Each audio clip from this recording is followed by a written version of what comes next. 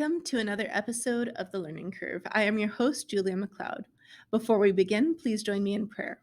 In the name of the Father, the Son, and the Holy Spirit. Heavenly Father, enable me to teach with wisdom, for I help to shape the mind. Equip me to teach with truth, for I help to shape the conscience. Encourage me to teach with vision, for I help to shape the future.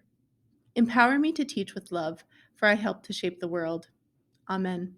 In the name of the Father, the Son, and the Holy Spirit. We acknowledge that we are on the traditional land of Treaty 6 and Métis Nation of Alberta Region 4, in which many Indigenous peoples have come before us to call home. We acknowledge the contributions that the Indigenous peoples have provided to help shape our past, present, and future. We commit to restoring and honoring the Truth and Reconciliation calls to action and believe that together our collective communities can build a stronger understanding of all people who dwell on this land and who call it home. This is part 2 of a 2-part episode.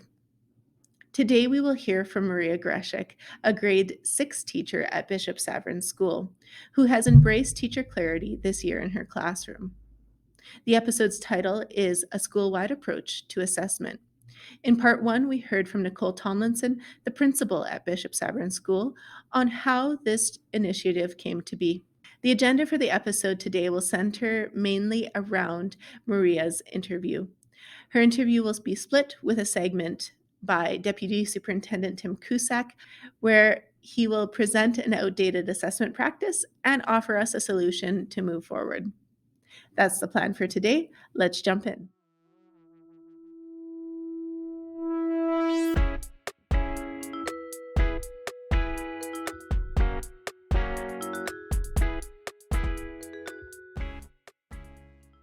Hi, my name is Allison Gabucci, and I'm part of the assessment and reporting team for Edmonton Catholic School Division. Today we are here with Maria Greshik, who is a grade 6 teacher at Bishop Saverin. So can you just tell us a little bit about yourself and your career so far? Sure. I've been teaching with Edmonton Catholic Schools. This is my 21st year, so for a little while. I started off, my first 5 years were with the district program. I was teaching the Educational Experiences program. And after that, I moved on to teaching in a grade 1, grade 2, or a combined. I also have had a little experience with Learning Coach, doing that on a part-time capacity. And then I moved into grade 6 4 years ago, and I've been teaching grade 6 ever since. So it's a little bit of everything. Yeah, that's awesome. All right. So can you tell us first and foremost just a little bit about the work that your school is doing with assessment and teacher clarity? And just for our listeners and our viewers, can you explain what teacher clarity is? What we are working on is actually the Teacher Clarity Playbook. Nicole, our administrator, introduced it to us, and we're working through the modules, and not necessarily in any particular order. It's what we feel most relevant at the time, and we'll kind of read a module on our own time or with our colleagues, and then we discuss it during one of our staff meetings, and we'll talk about like our aha moments, what we are like, something new, things that kind of resonate with us, and where the next steps, where can we go from here with the book and in our assessment in our classrooms. And when we look at clarity, to me, clarity is communication. It's really just me communicating with the students, but it's actually two ways. It's the students communicating with me as well, communicating what they're supposed to be learning, how can they show that learning, how do they feel about their learning, do they feel like they're succeeding, and how do they know that they're succeeding. And it goes with their admin and with the parents as well. It's just keeping that communication so everybody knows what the expectations are. Lovely. What does that communication look like exactly in your classroom? In my classroom, I think the biggest part of that communication is open dialogue with my students, but introducing something that I really pulled from our book is learning intentions and success criteria. Having learning intentions posted for my students, which is what they should be learning by the end of the lesson, by the end of my chapter, and how can they show me what they've achieved through and the success criteria. So last year, did you use Teacher Clarity? No, this is the first year we're ever using it. Oh, awesome. Have you noticed a difference between last year and this year? Oh, absolutely. This year, I find that my students, especially even at the beginning, because we didn't start this until like, I'd say October, November. And so at the beginning of the year, my students were often like, why are we doing this? What, like, I don't know, how do I know if I'm getting a proficient or an excellent? Uh, they didn't really know the expectations, whereas now they truly know exactly what they need to do, why they're doing it, the purpose, the relevancy of the lessons, the skills that they're learning, and they no longer say to me, how do I know if I've achieved this? Because they have the success criteria and they know they're achieving it, because they can just look at the success criteria and go, oh yeah, I did this, I did this, I did this, but I didn't show this. And so from that, they're creating their own goals as to, oh, I didn't do this, but now this is my new goal because I haven't achieved this yet. Awesome. So just to recap for our listeners, learning intentions and success criteria really bring that clarity to students as to what they're going to be learning, why that relevance is important, and then the success criteria is how they can show that they've achieved that learning intention. Exactly. Like my students, and with the success criteria, sometimes I'll have it posted for my students so they know, okay, today's lesson, we're going to be learning this. This is what we're going to be learning by the end of the lesson, and this is how you're going to show it. But a lot of times the success criteria is throughout the lesson. We'll talk about, what did you just do to show me that we've learned? And we'll refer back to my learning goal. Or at the end of the lesson, or sometimes I'll give them a sticky the next day and I'll say, yesterday we were learning this. What did you do to show me that you've learned that? And so they'll write their own success criteria down, and then I take their stickies and I go review them and I look what's common between them, and that's what I post as success criteria. Lovely. So can you, for listeners who, maybe aren't familiar with learning intentions and success criteria, incorporating it into their classroom, can you just give us an overview, if we were to walk into your classroom, what that would look like? All right. In my classroom, if you walk into it right now, what you would see actually is on my board, my whiteboard, I have learning goals written right on the whiteboard, and right underneath the learning goal, I'll have like their success criteria listed for them. I have it posted on big chart paper at the back of the classroom. I have posters where the students will have the success criteria themselves written out. I've got in Google Classroom as well, I've created a Google slide set for every single subject area with all our learning goals and the success criteria for them to go back and review. And so then when I'm teaching a lesson, I introduce the learning goal first and tell them what we're going to be learning for the day. And as we work through the lesson, we'll go back and look at the learning goal. And I'll refer back to the learning goal as we are working on. It could be fractions, it could be writing newspaper articles, whatever I'm teaching at that moment. And then we'll look at some of the success criteria as we're working through it. And for example, with newspaper articles, I'll be like, what is the first thing you need in a newspaper article? And they'll be like, I need a headline. And so that will be like, oh, can you see that in our learning or success criteria? And they're like, yeah, it's right there. And so it's back and forth in the classroom, so that way they can see the relevancy of what they're doing to where they're going. So how do you then take the learning outcomes from the curriculum and incorporate learning intentions and success criteria so that they're matched? I feel that honestly, you cannot create learning intentions or the success criteria without actually looking at your curriculum, your learning outcomes. And so I feel that the learning outcomes, my learning goals for my students, are the outcomes in our program of studies, and the success criteria really come from the cusps, the skills and procedures that they need to do and learn in order to achieve those outcomes. So they go hand in hand. So my first step always is going into the Bird Learning website, looking for my outcomes, looking for my cusps, and creating my learning intentions and the success criteria from there. I'm curious, from a student perspective, have they brought up learning intentions and success criteria? How do they talk about it? They do bring it up once in a while. You'll actually hear them say the words success criteria. Did you meet the success criteria? When they're about to hand in something, and I'm like, are you sure you're ready to hand it in? And another student was like, did you meet all the success criteria? Did you do everything on the board? Do you have we have, for example, on the board, we have a learning goal in regards to writing a paragraph, and they're like, did you put your introductory sentence? Do you have your 3 reasons in the center? Do you have this? So they're questioning each other and getting each other to think about what they need to do to demonstrate they've succeeded. So they're like literally bringing it up themselves. That's beautiful, because having that communication Yes, between between students and them discussing and Right. talking about it, learning is a social activity. And so when you have students who are engaging with each other Yes. about the learning and the success criteria, it's a powerful, powerful opportunity for students to further their learning. Right, absolutely. And I also find that sometimes, like, students been away, they're able to look at the learning goals and they know what we've been learning. And so they can see what the success criteria is. So they know the skills that they have to learn to get there. Or they'll look at the learning goals and they'll be like, I understand what that is, but I'm not sure how to show it. Then they start looking at the success criteria and they're like, oh, this is how I can show it. Or I already know some of that. So then what's the next step? So it really helps them in many ways. And like, if a student comes in and like, oh, what did we do in class yesterday? And they're like, look at the learning goal, it's right there. So it's evident for them. It's all over the place. So they are never going, what am I doing here?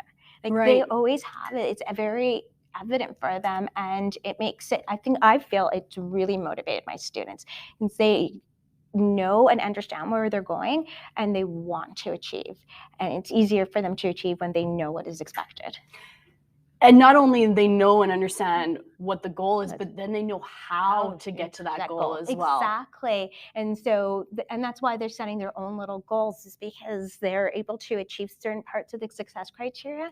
And then they look at the part they haven't achieved. And that's where I find when they're looking for support, that's where the questions are coming from. It's like they know, okay, I haven't achieved this, so let me ask the question, how do I show this? How do I get to that part? So they're now able to clarify their own questioning with me, not just saying, I don't know what to do, or I don't get it. It's like, well, what part do you not get? And they'll like be able to pinpoint it a lot easier than just saying, I don't get this. So now with the success criteria, they know how to advocate for themselves. Exactly. I love that. So how do the learning intentions and success criteria, how does that now work for our students who maybe have diverse needs? For my students who have diverse needs, we still work with the same learning goal, but their success criteria might be a little bit different, especially since we co-create their success criteria by them writing it on their stickies. So they might have more or less success criteria. It might be more simplified for them.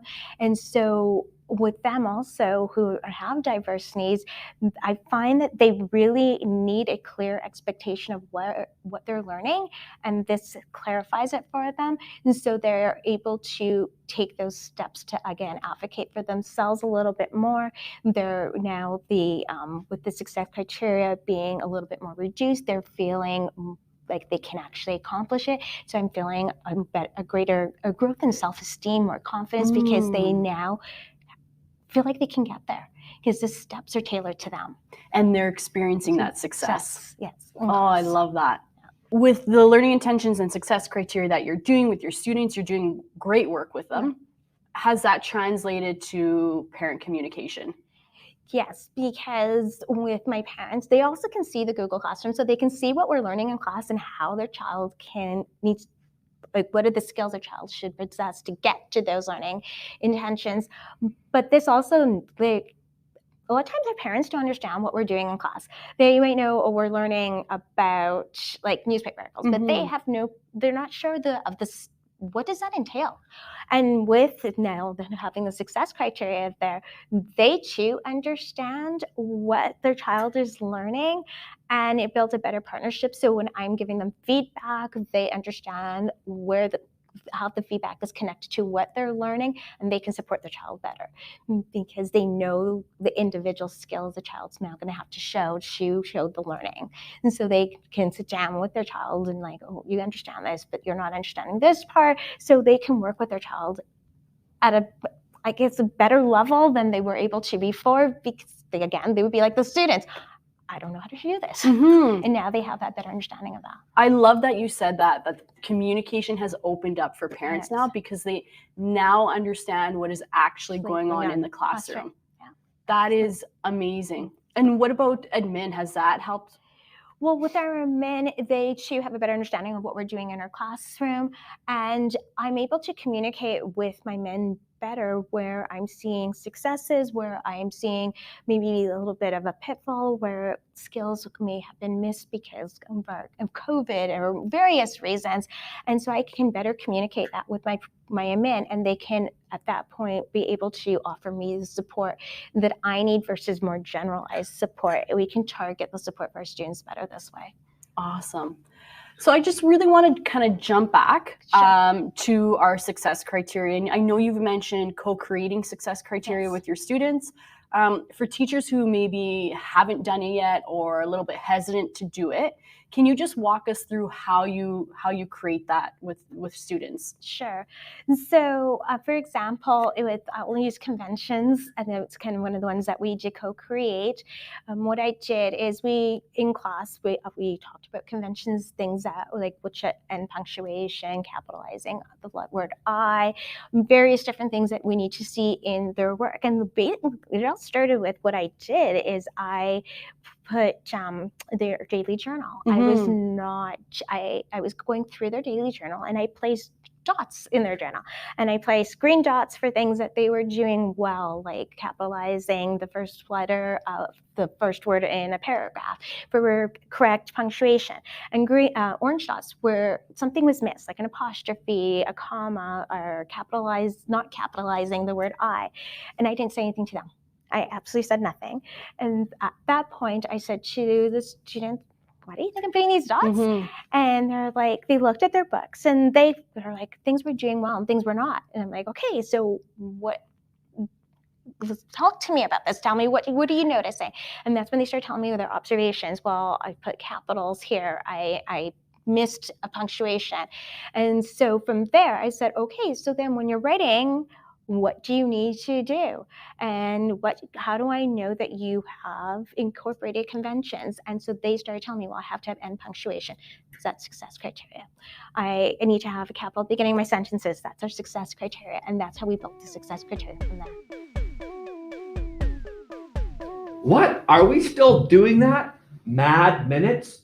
Okay, there is an element of gaming and fun that can happen with something like that. I mean, we all like trivia tests, and we watch trivia games on television where there's 30-second countdown with the music and you have to come up with the right answer. But sometimes if we're really focused on the concept attainment and understanding and ultimately mastery of a concept, putting a time constraint or a time pressure on students isn't always the best way to unlock that learning or have them demonstrate what they know.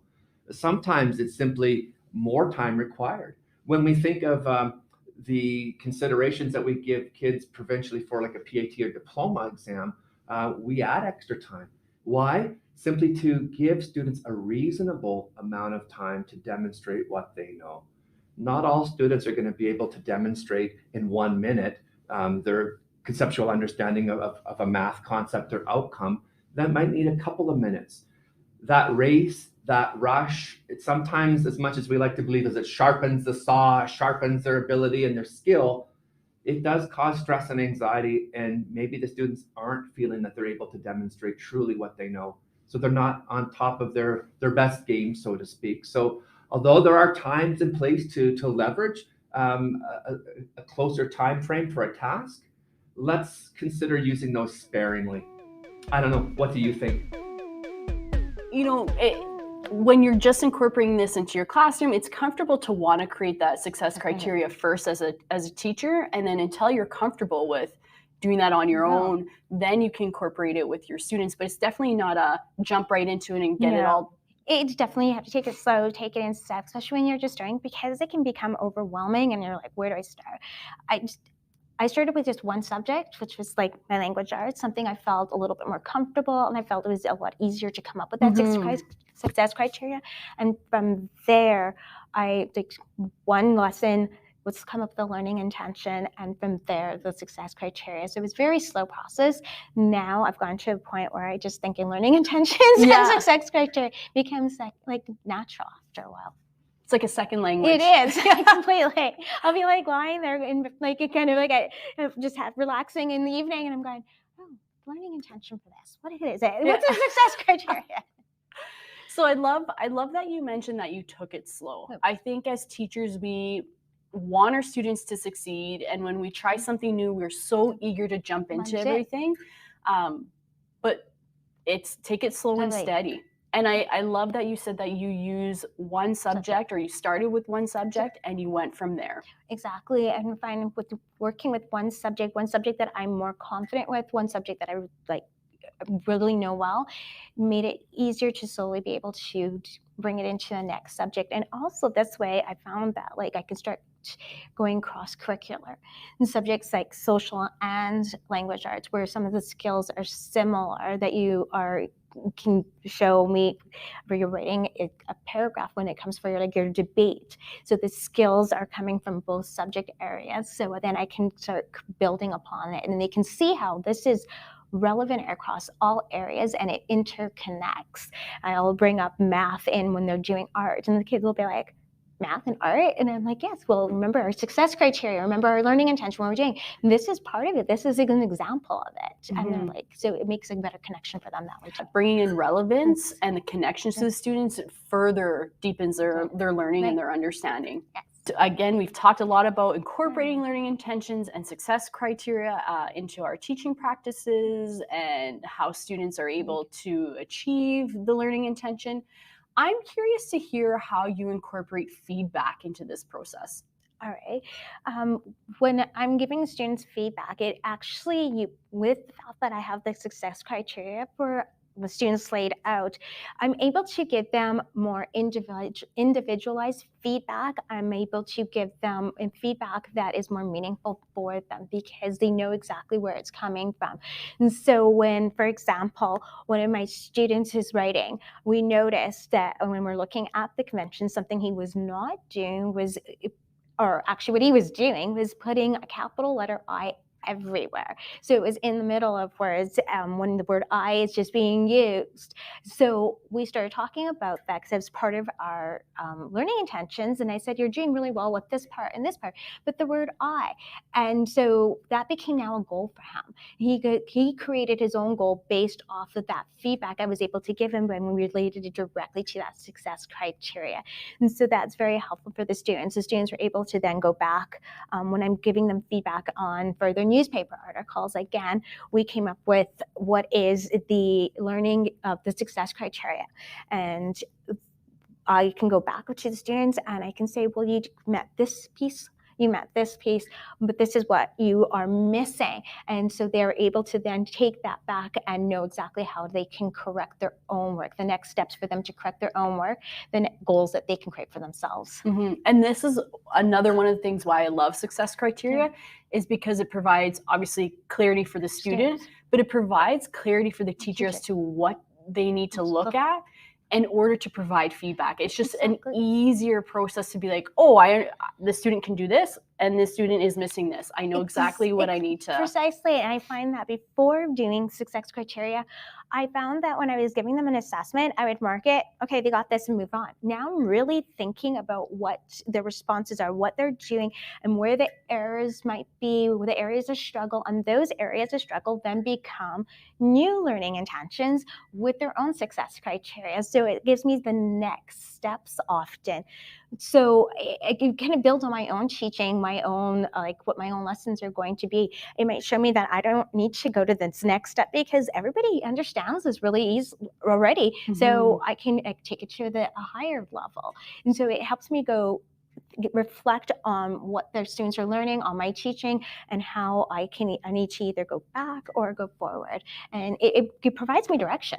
I love that you said that, because my next question was going to be, how do you use student data from assessments to inform your instruction and adjust your learning intentions and your success criteria? Exactly. It provides my direction. It really lets me know that everybody's missing this one piece of success criteria. I need to go back and turn that into a learning intention in itself. We need to learn this piece before we can move on. Sometimes I assume they know something because there's a prior skill from a previous grade, and they actually don't have that skill, and this is why they're not succeeding. Actually, that came out just the other day. We're learning fractions in class, and we're talking about how going from mixed fraction to a improper fraction, and we were struggling with the piece of division. And so through our success criteria, I'm like, you do not understand how to do division. So now we need to back it up. And what are the skills for division that were in the previous grade? And I can go back to those skills and look at, this is a new learning intention with the success criteria, so that way we can get to where I need to be. It provides complete direction, both me and the students. Absolutely. It just, I feel like it puts a magnifying glass on what exactly is going on in the classroom. Teacher knows what they're doing, student knows what they're doing, parents know what's going on, admin know what's going on, and everybody is on the same page. Exactly. And with everybody using this across their school, it's a common language. It's a common expectation. And so my students who I'm going to be receiving next year in my class already have heard success criteria, already heard learning intentions, and know what that means and what it looks like. And so then next year it's just jumping into it with the new ones. And so they know how the skills are built from and how to achieve that, and how the feedback is used from, I get the feedback from those success criteria, and they know how to ask questions. So it's such a back and forth. So a common theme that kind of comes up within when we talk with teachers is grades, and students kind of fascinated on that grade.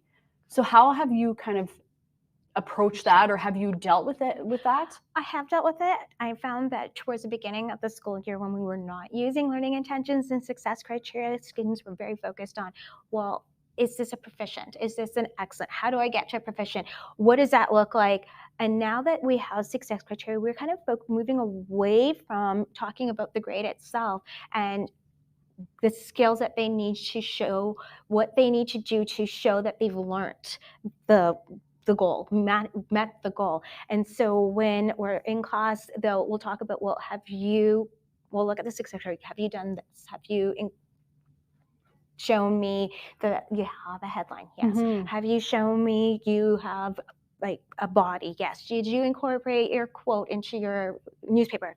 Yes. Then you are achieving it and what you need to learn. And so they now understand that by meeting the success criteria and being able to check them off themselves, that they know they have achieved it, and they're no longer focusing on that grade, but focused on meeting all the success criteria. Because they know, and I've basically told them, if you meet the success criteria, you are that proficient, that standard of excellence, because that's what the success criteria is. When you're not achieving those and you're maybe missing one or two, you might be more like the approaching level. And so they now know, oh, if I meet all these, this is where I'm going to be. If I meet this is where I'm going to be, and how to get to that next step. So less focus on, does this count? What's this worth? It's just meeting that success criteria to show that they've learned it. And definitely way more focus on the learning. The process of the learning, yes. Wow.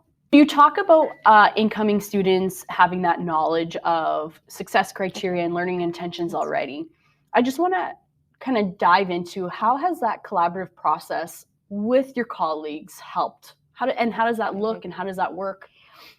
It's looked kind of different for different grades, obviously, but a lot of it comes from when in our staff meetings, after we read some of the modules from the Teacher Clarity Playbook, we discuss it, talk what we feel is important, how we can show this in class. We've had PDs about assessment and created like learning intentions and success criteria from there.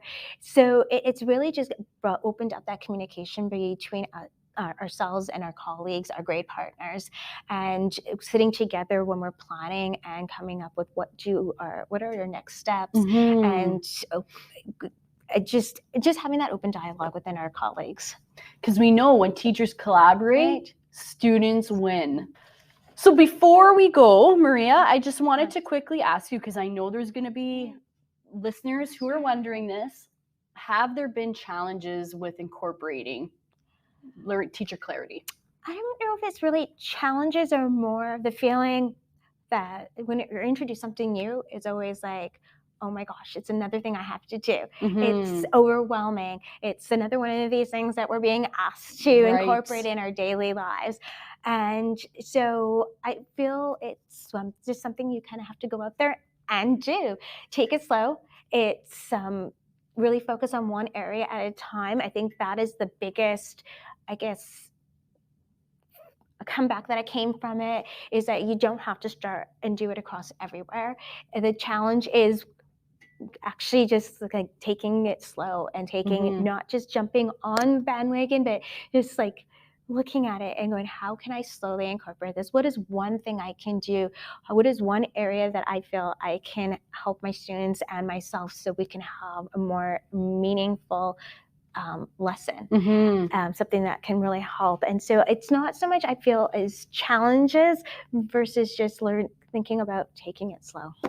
So I'm going to ask you a pointed question right now. Okay. Is it worth it? It's definitely worth it. I am way more motivated. I understand my students so much better. I can communicate to my students, my parents, to my admin about my students' learning in a much more meaningful way. And I feel the students are more motivated, and they're taking more ownership of their own work. They're learning their next goals without me having to do it. It's not all about me, it's about them. What is your dream for education? I think my dream for education is having students feel confident in their learning, having my students feel motivated and wanting to take the next steps and wanting to create their own goals for their learning, instead of always relying on me for giving them the next goals, the next steps. Is where they take over. Truly having responsibility for their learning. Responsibility and ownership of it. I love that. Thank you, Maria. You're welcome. Thank you. Well, that concludes our episode for today. A huge thank you to Maria Greshik for sharing what she does in her classroom in relation to teacher clarity. If you're interested in learning more about teacher clarity, or you want to see it in action, we have videos linked in the description for this episode that showcase Maria with her students. If you haven't yet already listened to part 1 of this 2-part episode, please do so. In part 1, you'll hear Nicole Tomlinson, the principal at Bishop Sabrin School, speak about leading change and leading this initiative.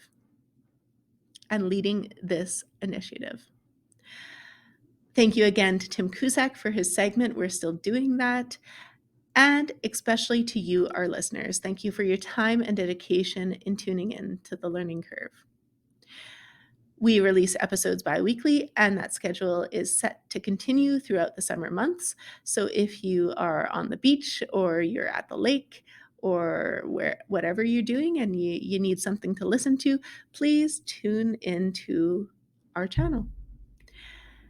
So without further ado, this wraps up the episode, and we will see you next time on The Learning Curve.